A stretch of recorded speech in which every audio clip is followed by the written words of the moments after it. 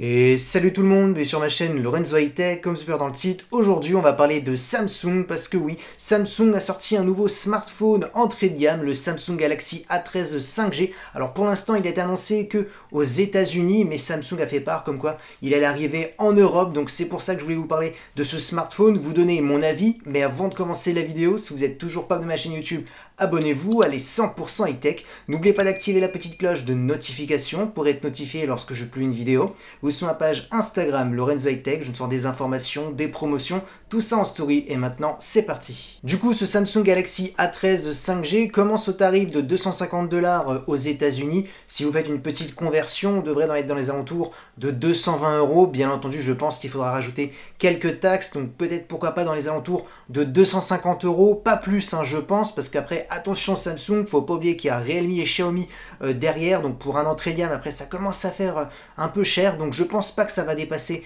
les 250 €. Du coup maintenant on va commencer par le design, on reconnaît tout de suite le design à la Samsung, c'est très bien travaillé, on a un bel écran, pas vraiment bord à bord borderless, on a quand même des bordures sur les côtés, mais en même temps c'est tout à fait normal, on est sur un entrée de gamme, on peut pas trop en demander. Du coup, parlons maintenant des caractéristiques de l'écran. On a une diagonale de 6,5 pouces, une définition Full HD, la technologie d'écran, on est sur une dalle IPS LCD, accompagnée d'un taux de rafraîchissement de 90 Hz. On a une caméra frontale en forme de gouttelette, on est sur du 5 mégapixels, et concernant la sécurité, on a un capteur sur la tranche droite du smartphone. Du coup là, ce que je peux vous dire dans cet écran, c'est qu'on a des caractéristiques plutôt standards pour cette zone de prix. Ce qui est plutôt intéressant, c'est le 90 Hz pour avoir une super fluidité lorsque vous naviguez sur des pages web, surtout quand vous scrollez, donc c'est intéressant, on aura une super fluidité. Donc pour un smartphone entrée de gamme, c'est un bon point. Ensuite, une dalle IPS LCD Full HD, ça reste vraiment classique. Donc voilà, on a un bon écran pour son tarif. Parlons maintenant du dos du smartphone. Franchement, je ne sais pas ce que vous en pensez, mais moi je trouve qu'on a un super smartphone en termes de design.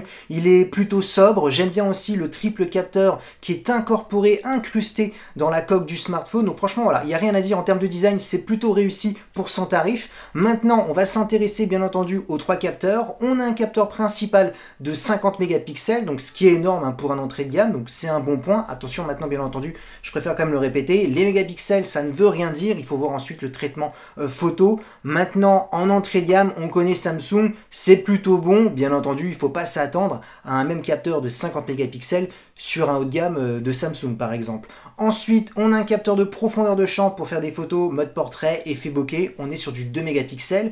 Et ensuite, comme troisième capteur, c'est un capteur macro pour faire des photos d'objets ultra près. Et concernant la partie vidéo, on pourra filmer jusqu'à du Full HD en 30 images par seconde. Du coup, ce Samsung Galaxy A13 5G, normalement, devrait être plutôt intéressant en termes de polyvalence, parce qu'on a plusieurs possibilités. On a la possibilité de faire de la macro, de la profondeur de champ, on a un bon capteur de 50 mégapixels. Donc voilà, on a quand même plusieurs possibilités en termes de créativité. Donc voilà, pour un entrée de gamme, pour ma part, c'est intéressant. Parlons maintenant de performance. On a 4 Go de RAM accompagné d'un processeur de MediaTek, le Dimensity 700, qui est compatible aussi 5G, donc intéressant pour les forfaits qui sont arrivés en France. Donc pour les gens qui ne connaissent pas ce processeur de MediaTek, son équivalent chez Qualcomm, ça serait un Snapdragon 765G, donc un processeur milieu de gamme qui est plutôt performant. Donc c'est intéressant d'avoir ce processeur de MediaTek. Donc pour un smartphone entrée de gamme, c'est un bon point. On pourra utiliser n'importe quelle application sans aucun souci. On pourra faire un peu de jeux vidéo, même des jeux vidéo qui sont plutôt gourmands. Il faudra juste baisser les graphismes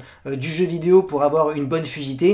Et surtout, ce qui est intéressant, c'est le 90 Hz au niveau de l'écran. Ensuite, concernant le stockage, on est sur du 64 Go avec une possibilité d'étendre la mémoire avec une carte micro SD. En termes de batterie, on est sur du 5000 mAh qui se recharge en 15 watts.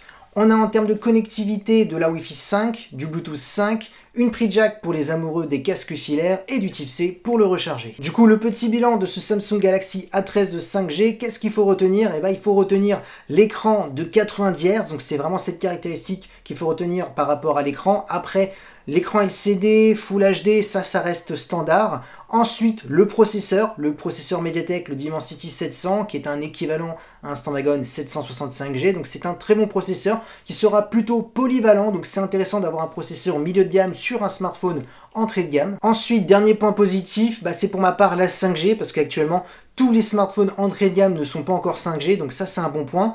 Ensuite, en moins, ça serait la batterie, sa recharge qui est extrêmement lente, 15 watts, c'est vraiment lent, donc voilà, c'est un moins.